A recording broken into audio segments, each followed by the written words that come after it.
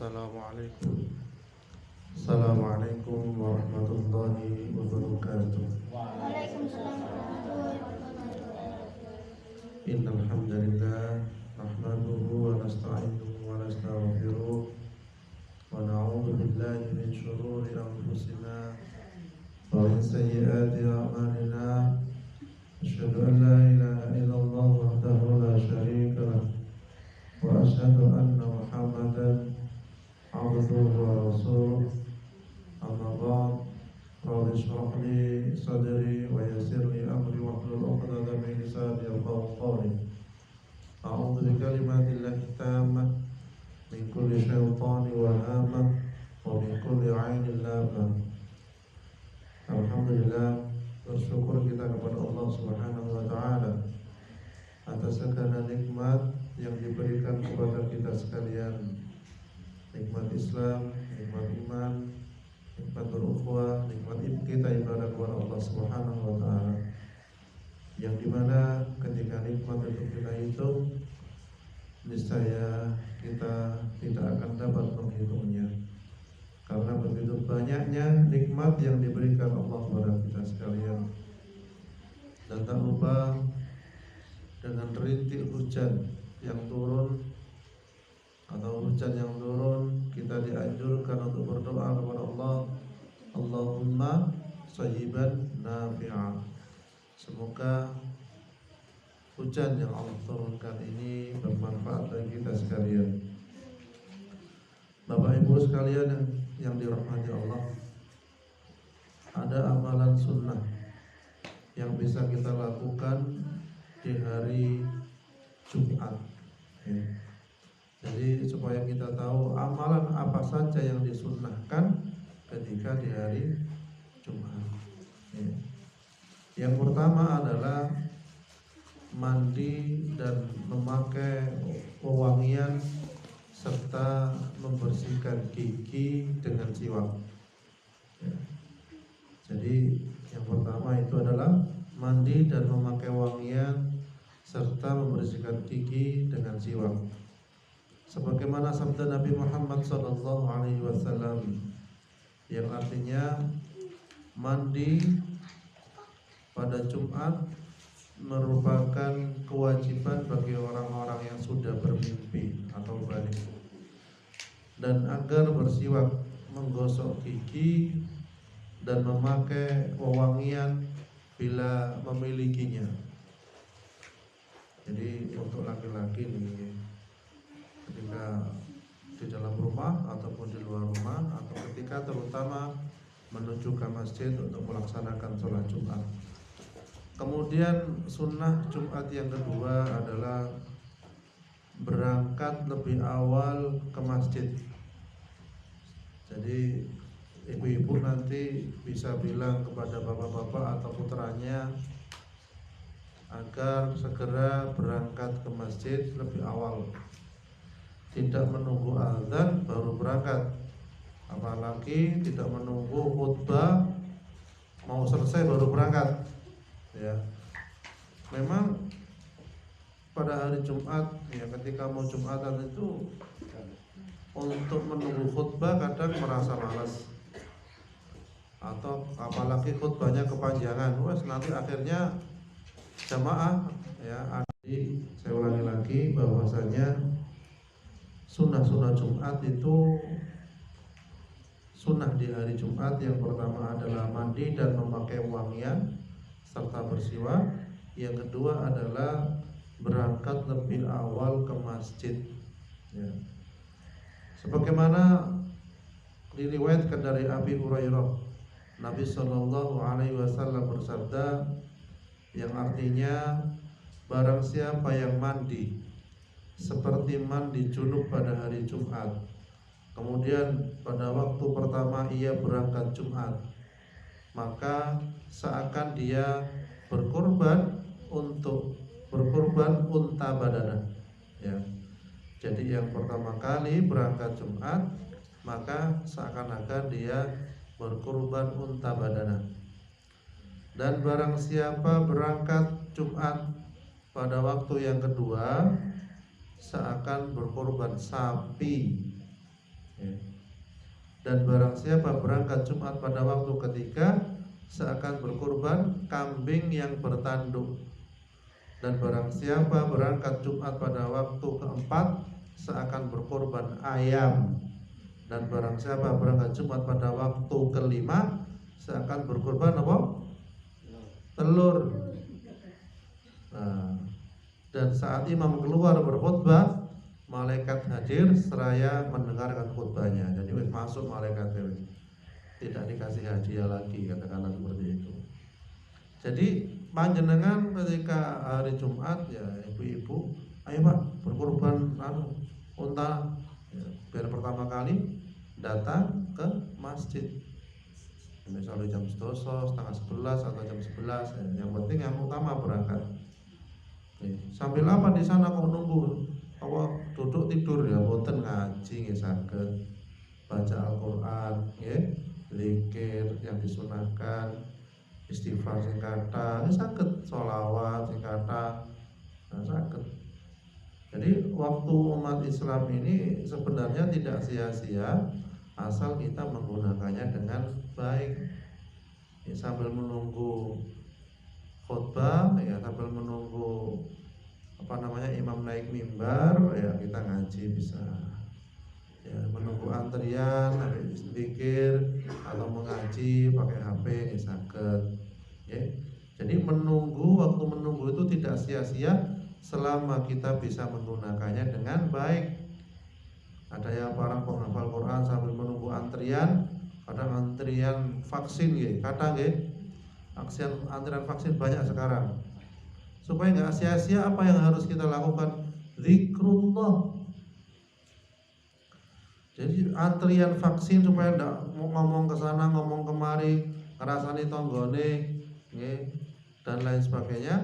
Maka yang harus kita lakukan adalah zikrullah, zikir kepada Allah, entah itu istighfar atau sholawat atau memurojaah, mengulang hafalannya ya, dan lain sebagainya. Jadi tidak sia-sia. Jadi oleh pahala ngenteni vaksin sambil zikir dapat pahala. Tapi lek ngrasani tanggane oleh kata dosa malah pahalanya berkurang. Bisa habis. Banyak setan malas-malas ayo rasan-rasan wis iya anjen. Iku lho kelambine koyo ngene wis elek wis pirang dina gak diubah lah wis macam-macam ambune wis gak enak gak atus bisa wong ya. Nggih apa kan desak-desakan ngenteni vaksin lho ngene aduh situ ini anak sing rewel, anak sing mubelet lah dan lain sebagainya. Jadi itu. Jadi panjenengan kita sedaya berusaha mengajak keluarga untuk lebih awal datang berangkat ketika sholat Jumat. Berarti seakan-akan berkorban unta badana lah. Jadi panjenengan yang belum diberi kesempatan untuk berkorban kan enak tiap Jumat sakit berkorban punan. Pahalanya seakan-akan dikasih korban. Allah Maha Pemurah. Ini salah satu bentuk Allah Maha Pemurah. Diparingi pahala ingkang kathah cuma Jumatan lebih awal. Dikai unta, bayangkan. Lek dipikir-pikir amalan akhirat itu kata gantine timbangan amalan dunia. Gamane ngoten. Jadi cuma berangkat tok dikai unta. Bayang kalau tumbas piyambak untanipun kira-kira butuh waktu berapa lama? Katakanlah harga unta 20 juta. Saulan kita dapat 20 juta? Belum tentu. Mungkin ada yang dapat. Tapi kan butuh perjuangan untuk dapat unta seperti itu. Kan penak punan. Jadi enak dikasih keringanan oleh Allah, dikasih kemudahan oleh Allah, diberi kemurahan oleh Allah untuk datang lebih awal agar mendapat unta. Yang berangkat kedua masih dikasih keringanan lagi oleh Allah karena maha pemurahnya Allah. Dikasih apa? Sapi. Bayangkan. Jangan gaduh sapi. Kira-kira manake berapa lama nih Bu? 1 tahun baru manake. Niki tiap minggu, saged tiap Ahad, tiap Jumat maksudnya. Diparingi sapi. Lek sapi sih gak iso, wis kaboten aku enak turu dhisik Jumatan kok kate adzan baru berangkat. Niku diparingi apa? Kepedus. Kambing yang bertanduk, kambing yang sudah tua yang sudah bagus. Ya, dan barang siapa berangkat waktu yang keempat Nek sik wegah DKI pitik diparingi ayam. Ya. Jadi seperti itu. Ya. Kemudian amalan sunnah pada hari Jumat yang ketiga yaitu membaca surah Al-Kahfi. Nah ini yang perlu digalakkan. Oke, lek saged dihafalkan surah Kahfi itu juga untuk melindungi kita dari fitnah Dajjal. Jam berapa? Jadi baca surah Al-Kahfi mulai kapan? Itu mulai hari Kamis malam Jumat habis maghrib sampai sebelum maghrib lagi hari Jumat. Jadi 24 jam antara begitu. Ya, jadi banyak misalnya sekarang Kamis, tapi besok kan Jumat. Jadi habis maghrib ini sudah bisa baca surah Al-Kahfi. Terakhir kapan? Ya sebelum maghrib lagi besok. Nah, habis asar lah enak sudah. Kalau memang panjenengan sibuk atau lupa. Kalau tidak sampai selesai ya separuh dulu, nanti lanjut lagi, tidak apa-apa. Atau tiap sholat baca surah Kahfi, ya tidak apa-apa, nanti lama-lama selesai. Ya. Terus apa pahalanya baca surah Al-Kahfi? Barang siapa yang baca surah Al-Kahfi pada Jumat, maka Allah akan mencerahkan wajahnya hingga Jumat selanjutnya. Jadi sapa wonge ingkang maos surah Al-Kahfi pada hari Jumat, maka Allah Subhanahu wa taala akan mencerahkan wajahnya hingga Jumat selanjutnya. Masya Allah. Jadi panjenengan sing ayu tambah ayu, sing ganteng tambah ganteng. Seneng ibu-ibu? Nah, remen ningali apa suami ini pun melihat suaminya tambah ganteng. Suami senang ketika melihat ibu-ibu atau istrinya tambah cantik. Ibu salah satunya adalah membaca surah Al-Kahfi. Sanggup nggih? Insyaallah kan belajar. Lek mboten saged tuntas nggih separuh yen mboten masalah. Nggih. Itu salah satu persiapan juga untuk menghindari fitnah Dajjal. Nggih. Kemudian sunnah dari hari Jumat yang keempat yaitu mengenakan pakaian terbaik. Mengenakan pakaian terbaik. Rasulullah Shallallahu Alaihi Wasallam itu punya pakaian khusus untuk hari Jumat dan hari raya. Maksudnya hari rayanya umat Islam, sebenarnya hari Jumat itu termasuk hari rayanya umat Islam. Jadi dimaksimalkan. Kenapa? Sebenarnya libur yang sah itu hari Jumat. Untuk apa? Untuk ibadah kepada Allah, fokus. Karena kita oleh Allah diberi waktu yang banyak, ya, kurang lebih 6 hari. Masa sedino kayak ibadah kepada Allah khusus tidak bisa kata. Jadi katakanlah begitu. Itu sebagai apa? Rasa syukur kita kepada Allah. Nah, terus bagaimana mengenakan pakaian yang terbaik? Nah, bapak-bapak membeli pakaian yang terbaik pada hari Jumat dan untuk hari raya. Jadi selama ini mohon maaf mungkin banyak yang salah. Pakaian yang terbaik seringkali dipakai ketika apa? Ketika kondangan, koleman dan lain sebagainya. Ya, orang sekarang musim ya, musim kondangan ya. Jadi seharusnya pakaian yang terbaik itu ketika Jumat atau hari raya. Nah, terus ibu-ibu pengen dapat pahala boten ketika hari Jumat, bisa ibu-ibu mendapatkan pahala dengan cara apa? Menyiapkan suaminya pakaian terbaik ketika hari Jumat. Oh kok Jumatan, nanti suami saya pakai pakaian apa ya? Ya dilihat, oh ini yang bagus, disiapkan, disediakan, masya Allah. Itu istri ingkang solihah. Nggih, ndak sibuk karepe dhewe ndeloki HP, ate belanja puluhan baju, oh iki apik bajune, oh pantes kanggo aku, kanggo anake dan lain sebagainya, nggih. Padahal menyiapkan baju untuk suaminya termasuk ibadah, termasuk pahala. Niku lho. Ditakoni sing jaler, sing laki-laki, "Endi bajuku?" Karo golane dhewe. Nek tenang sal jane ngoten nggih. Ono di lemari kono lho, sik teles, sik kudanan dan lain sebagainya. Itu disetrika. Jadi ibu-ibu pun sakit menyiapkan suaminya untuk pakaiannya, ya, yang pakaian yang bersih, yang wangi untuk dipakai Jumatan, masya Allah, tambah senang katanya. Kemudian yang kelima, sunnah-sunnah yang bisa dilakukan ketika hari Jumat yaitu perbanyak bersolawat, ya, perbanyak apa? Solawat. Sebagaimana sabda Nabi Muhammad Sallallahu Alaihi Wasallam, perbanyaklah bersolawat kepadaku di hari Jumat dan malam Jumat. Barang siapa melakukan hal itu, maka aku menjadi saksi dan memberi syafaat baginya di hari kiamat. Jadi Allahumma sholli ala Muhammad. Sakit sholawat imatan. Kemudian yang selanjutnya sunnah di hari Jumat adalah kita dianjurkan perbanyak ibadah kepada Allah, ya. Sebaik-baik hari di mana matahari terbit di saat itu adalah hari Jumat, dan pada hari ini Adam diciptakan. Hari ketika ia dimasukkan ke dalam surga dan hari ketika ia dikeluarkan dari surga. Dan hari kiamat tidak akan terjadi kecuali pada hari Jumat. Jadi kiamat itu tidak akan terjadi kecuali hari Jumat. Jadi ketika menjelang Jumat ya kita hati-hati kiamat, persiapan, ya. Jadi itu Bapak Ibu sekalian dirahmati Allah, sunnah-sunnah yang bisa kita lakukan di hari Jumat, ya.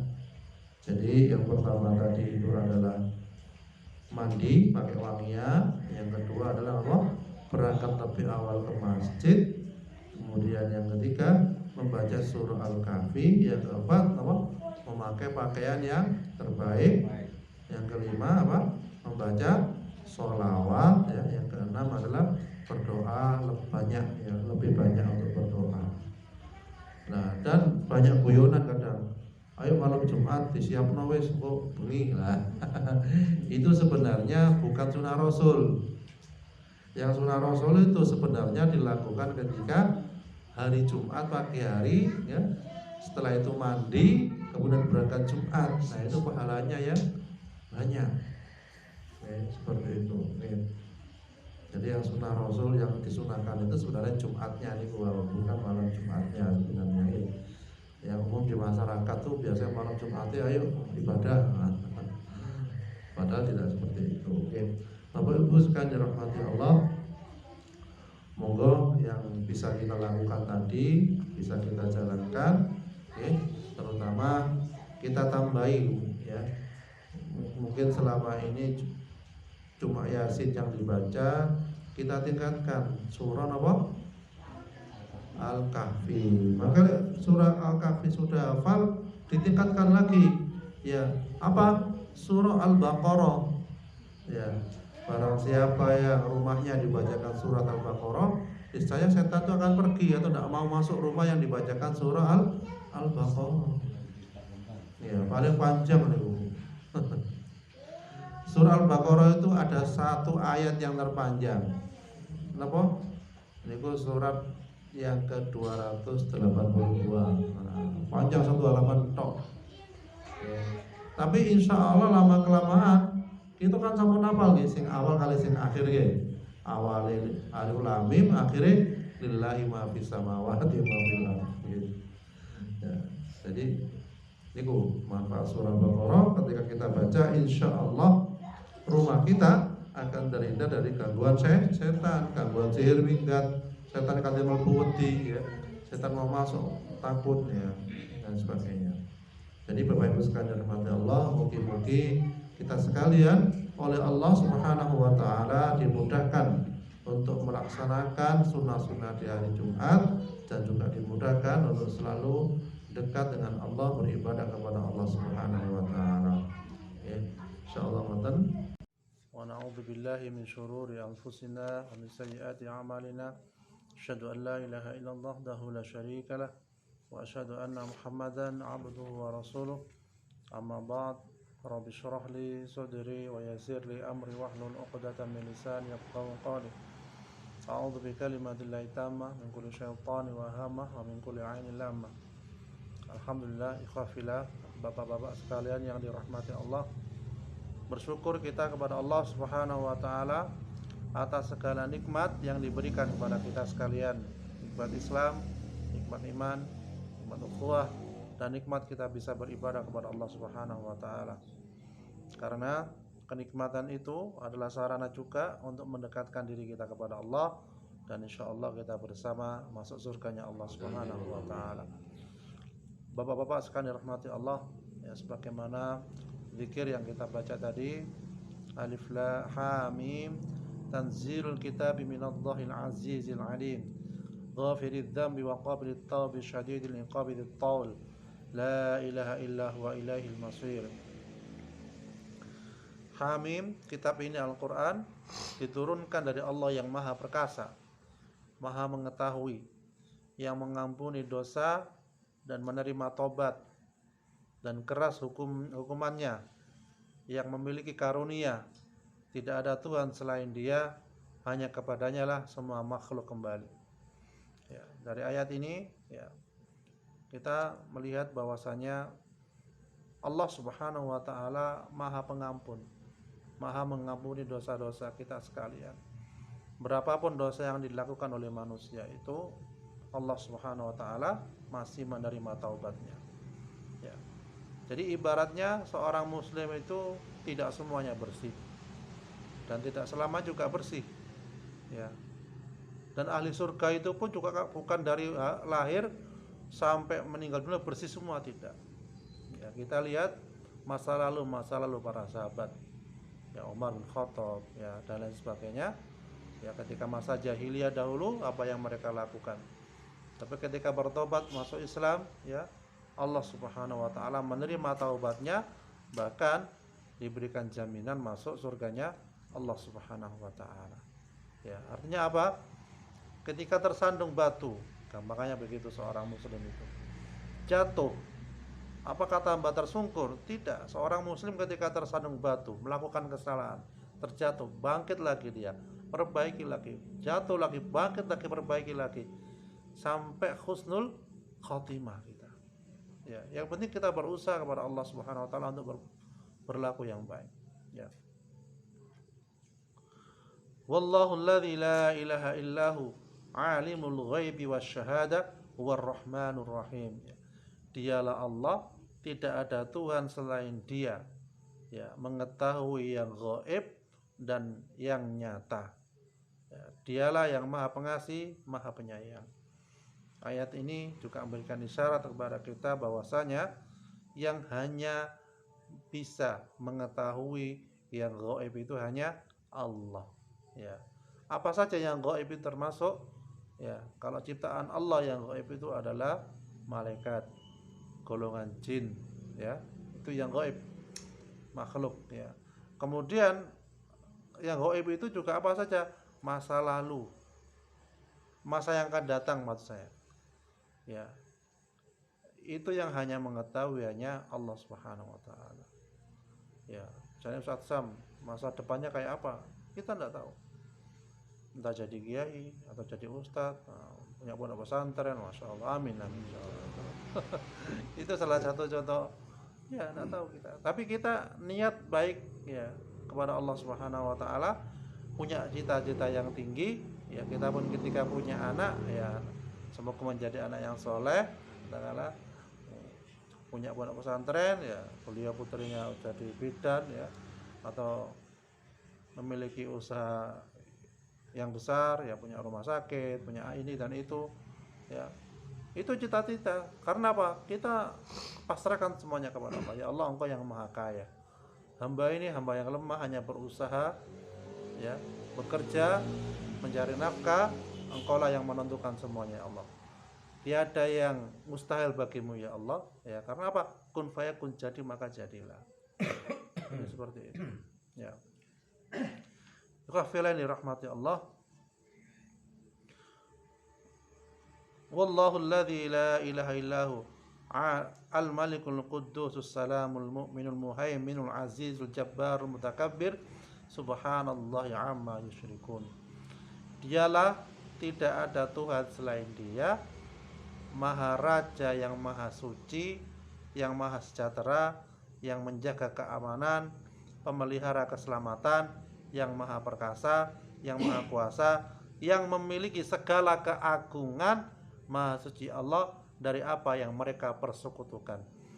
Jadi oleh karena itu yang disukai oleh Allah Subhanahu wa taala ini apa? Ketika kita berdoa kepada Allah, mensucikan Allah terlebih dahulu, memuji Allah terlebih dahulu, itu yang disukai oleh Allah. Ya.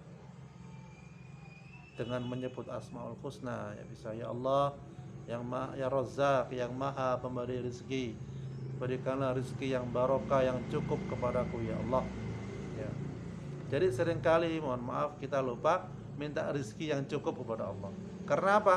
Rasa cukup ini tidak akan dimiliki oleh orang yang angkuh, oleh orang yang sombong, oleh orang yang tamak, rakus, oleh orang yang zalim. Dan rasa cukup ini dimiliki oleh orang yang tekun beribadah kepada Allah, oleh orang yang senang bersedekah, oleh orang yang senang membantu orang lain, oleh orang yang apa? Memiliki kesabaran tingkat tinggi dan lain sebagainya. Dan Allah Subhanahu wa taala akan memberinya rasa cukup. Ya. Jadi rasa cukup itu ketika kita minta kepada Allah, ya Allah, ya, berikanlah saya mobil, ya alhamdulillah kasih mobil, cukup. Ya. Kita minta rezeki kepada Allah, ya diberikan uang yang cukup, ya untuk ibadah haji cukup, buat umroh cukup, itu, buat beli sawah cukup. Kan enak Ustaz ya? Yang penting cukup. Yang penting cukup. Jadi itu kata kuncinya ya. Kalau cukup itu enak, insyaallah. Ibadah ya. Nah, jadi penebang debu ya. Siapa tahu kalau Allah menghendaki beliau punya lahan tebu yang hektaran, masya Allah. Seperti itu. Tiada yang mustahil bagi Allah. Yang penting kita baik sangka kepada Allah Subhanahu wa taala. Ya. Dialah Allah yang maha suci karena Allah senang, innallaha yuhibbut tawwabina wa yuhibbul mutatahhirin. Sesungguhnya Allah Subhanahu wa taala itu menyukai orang-orang yang bertobat dan mensucikan diri. Ya. Dengan apa caranya? Salah satunya bertobat pada Allah, istighfar pada Allah. Jadi dalam majelis itu Rasulullah itu beristighfar sampai kurang lebih 70 kali. Astagfirullahaladzim, astagfirullahaladzim. Seperti itu. Walaupun mendapatkan kenikmatan, walaupun mendapatkan hadiah, walaupun mendapatkan jabatan, katakanlah, yang dilakukan apa? Astagfirullahaladzim. Apa inna lillahi wa inna ilaihi rajiun. Karena apa? Khawatir lepas kontrol, khawatir kita nggak dapat pahala. Habis bersedekah, bagi beras, berkorban, yang kita lakukan apa? Istighfar, astagfirullahaladzim. Khawatir apa? Khawatir kita ada riaknya, ada pamernya, kemudian amalan kita tidak diterima oleh Allah Subhanahu wa taala. Ya, jadi bahagia bagaimanapun selalu istighfar. Ya. Ya. Apa rekreasi ya astagfirullahaladzim. Rikhlah, tamasya kemana? Istighfar, astagfirullahaladzim. Khawatir apa yang kita lakukan sia-sia. Ya. Karena apa? Para sahabat itu dahulu kebanyakan menangis. Menangis karena apa? Ingat amalnya yang sedikit, kemudian ingat azab kubur, ingat siksa neraka, ingat yang waktu usianya belum tentu sampai lama. Ya. Rasulullah SAW saya mengatakan begini, andai kata kamu mengetahui apa yang aku ketahui, niscaya engkau akan sedikit tertawa dan banyak menangis. Ya. Andai kata engkau mengetahui apa yang aku ketahui, kata Rasulullah, niscaya engkau akan banyak sedikit tertawa dan banyak menangis. Ya. Jadi para sahabat dahulu ya ketika sholat malamnya, masya Allah, qiyamul lailnya itu banyak yang meneteskan air mata sampai matanya lebam, sampai matanya bengkak, sampai matanya merah. Karena apa? Ingat dosa-dosanya dan khawatir amal-amalnya enggak diterima oleh Allah Subhanahu wa taala. Gitu. Itu yang paling ditakutkan oleh para sahabat dahulu itu. Khawatir su'ul khotimah, itu yang dikhawatirkan. Karena apa? Semua enggak jaminan. Tapi usaha tetap dilakukan. Kan ada zaman Rasulullah itu ada seorang yang hafal Quran, fasih lancar, suaranya enak, tapi dia tergoda oleh dunia dan mau masuk atau murtad dari Islam. Bayangkan itu. Karena tergoda oleh dunia itu tadi. Ya. Jadi wallahu alladzi la ilaha illahu al-malikul quddusus salamul mu'minul muhaiminul azizul jabbar mutakabbir subhanallahi amma yusyrikun. Ya. Allah pula yang menjaga keamanan, pemelihara keselamatan, ya, dan lain sebagainya. Ya. Ikhwafillah dirahmati Allah Subhanahu wa taala. Ya. Ini pun rasa kasih sayang, ya, yang diajarkan oleh Rasulullah SAW kepada kita, dan memang betul patut beliau merupakan suri teladan yang baik. Bagaimana tidak ketika Rasulullah pada waktu itu ya punya hutang pada seorang Yahudi. Ya, misalnya sekarang tanggal 24. Ya, jatuh temponya itu pada tanggal 25. Ya. Tapi tanggal 24 itu sebelum jatuh tempo tiba-tiba Yahudi itu mendatangi Rasulullah di masjid. Waktu itu masih ada para sahabat seperti Umar dan lain sebagainya. Langsung Yahudi itu tidak banyak ngomong, langsung sorbannya Nabi itu ditarik, ya kan, sorbannya ke leher gini ya, ditarik sampai beliau tercekik dengan tarikan itu, ya, sampai mengatakan, wahai Muhammad, bayarlah utangmu, seperti itu, bayarlah utangmu. Ya, sahabat ngamuk, masa cara menagih utang seperti dicekik gitu, sampai beliau kayak hampir sulit bernafas. Umar yang mau, ya Rasulullah izinkan saya menebas lehernya dan sebagainya. Terus apa yang dilakukan oleh Rasulullah? Begini katanya, jangan, tunggu dulu. Ya, akhirnya dilepas, dikatakan bahwasanya Yahudi mengatakan saya nagih utang. Lah kan belum waktunya sekarang, kan besok waktunya. Tidak mau tahu saya ingin menagih sekarang. Ya. Akhirnya Rasulullah menyuruh Umar, wahai Umar, tolong kamu ke Baitul Mal, ambilkan kurma, ya ditunjukkan dengan sesuai dengan hutangnya, misalnya 3 genggam katakanlah gitu, ambilkan kurma untuk membayar utang saya sekian, dan tambah lagi, kata Rasulullah, tambah 1 lagi sekian, jadi 2 kali lipat oleh Rasulullah dibayar kurmanya itu. Loh, kemudian Umar kaget, ya Rasulullah, utangnya kan cuma sekian, kok dibayar 2 kali lipat? Ya, apa jawaban Rasulullah? Yang sekian itu untuk membayar utang saya kepada Yahudi ini. Kemudian yang sekian lagi itu untuk membayar saya ke Yahudi karena kamu telah menakut-nakutinya. Jadi Umar tadi mau menawarkan untuk membunuh Yahudi itu tadi. Ya. Jadi artinya apa? Oleh Rasulullah umat Islam nggak boleh menakut-nakuti seperti itu, karena merasa kuat, merasa lebih dan sebagainya.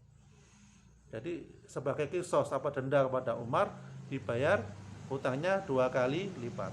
Ya. Akhirnya pergilah Umar ke Baitul Mal, kemudian diambillah sesuai dengan hutangnya itu 1 kali. Kemudian Umar memberikan yang 1 kali lagi kepada Yahudi ini. Oh jangan Umar, tidak usah. Loh kenapa? Ya kamu tahu saya, tidak tahu saya, tidak tahu kamu saya. Jadi mangkal Umar itu. Saya adalah pendeta ini yang terkenal di situ. Ya. Saya tadi itu cuma mau ngetes Muhammad, ya, mau ngetes kenabiannya. Semuanya sudah saya cek tentang kebenaran dia di Taurat. Hanya 1 yang belum saya tes, yaitu tadi tentang emosinya, tentang amarahnya. Ternyata beliau betul seorang nabi. Ya, persaksikan asyhadu alla ilaha illallah wa asyhadu anna Muhammadar Rasulullah. Saya masuk Islam. Saya bersaksi bahwasanya tiada Tuhan selain Allah, dan saya bersaksi bahwasanya Nabi Muhammad utusan Allah. Masya Allah. Jadi Yahudi itu paling angel masuk Islam, paling susah, ya, paling bandel, ya, paling susah untuk masuk Islam. Sampai-sampai Rasulullah itu mengatakan, insya Allah itu, andai kata 12 orang saja, ya, waktu itu di Mekah atau di Madinah, 12 orang saja Yahudi masuk Islam, niscaya akan banyak yang masuk Islam yang lainnya, seperti itu. Tapi dalam kenyataannya sungguh sangat susah sekali orang Yahudi itu masuk Islam. Ya, sampai-sampai panjenengan tahu yang di Palestina, ya, mereka tidak punya tanah di sana, diusir dari negara lain mana itu ya. Mereka tanpa alas kaki datang ke Palestina, gampangnya. Tanpa harta, ya, cuma baju saja di sana, kemudian dikasih rumah oleh penduduk Palestina. Waktu itu cuma sedikit, tapi apa yang terjadi? Ketika mereka berkembang, ketika mereka mulai kuat, ternyata mereka itu mengambil tanahnya siapa? Rakyat Palestina. Jadi seperti itu. Itulah kezaliman mereka, itulah gembangkangnya mereka, ya. Sampai-sampai mereka dulu pun ketika di kenabian, ya, saya mau masuk agamanya Allah asal tiap hari di rumah itu di atas genteng disediakan ayam, disediakan makanan apa yang lezat, ya, ya, udang, darah dan lain sebagainya, ya. Begitu disediakan betul, ya, tiap hari, tapi mereka tetap tidak beriman kepada Allah Subhanahu wa taala. Itulah mereka seperti itu. Nah, kalau kita Masya Allah sediakan tiap hari, sediakan tiap hari di atas genteng makanan dari surga, tidak usah belanja, tak usah ala ya saja, tak usah nyari rebut. Seperti itu ya, semoga kita sekali Allah Subhanahu wa taala dijadikan hamba yang dekat